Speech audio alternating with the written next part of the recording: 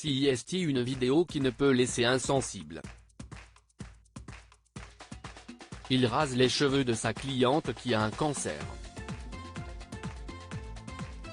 Regardez jusqu'à la fin, prévient l'internaute sur Twitter.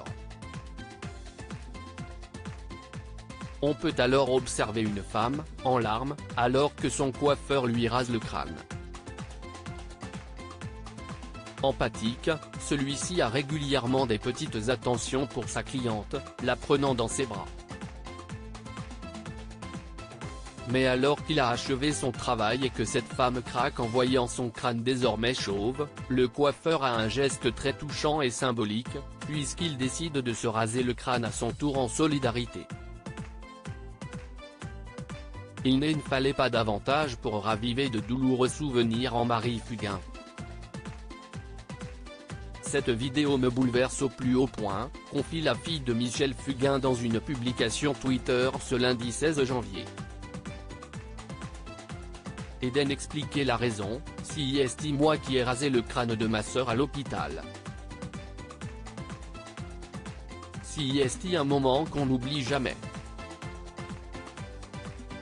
D'autant que dans son cas, l'issue a été terrible.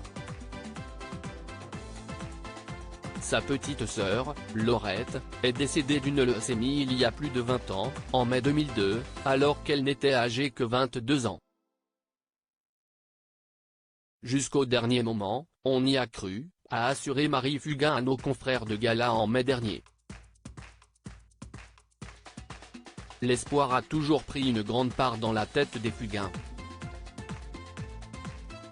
On n'a jamais pensé que l'issue serait fatale, a confirmé la comédienne. Alors, forcément, elle a été dévastée lorsque sa petite sœur, dont elle était très proche, a rendu son dernier souffle.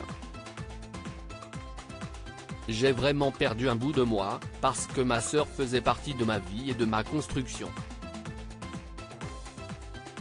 J'ai grandi avec elle, je lui ai confié plein de choses, on s'est équilibré, dans la complicité mais aussi dans l'adversité, et d'un seul coup, on m'a enlevé tout ça, a-t-elle raconté non sans émotion.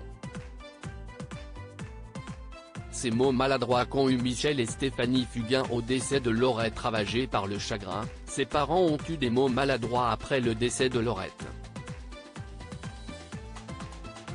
Mes parents ont dit je suis mort avec ma fille et je leur en ai beaucoup voulu pour cette phrase. Après, on s'est expliqué et je leur ai dit, vous ne pouvez pas dire ça parce qu'il en reste deux. S'est-elle remémorée. Finalement, cette disparition a eu pour conséquence l'imposition de la cellule familiale. Ses parents se sont en effet séparés. Michel Fugain s'est réfugié dans la musique et a refait sa vie, tandis que Stéphanie Fugain a consacré tout son temps à l'association qu'elle a créée pour la lutte contre la leucémie. Marie Fugain, elle, s'est empêchée de s'écrouler, puisque peu de temps après, la jeune femme alors âgée de 28 ans apprenait qu'elle était enceinte de son premier enfant.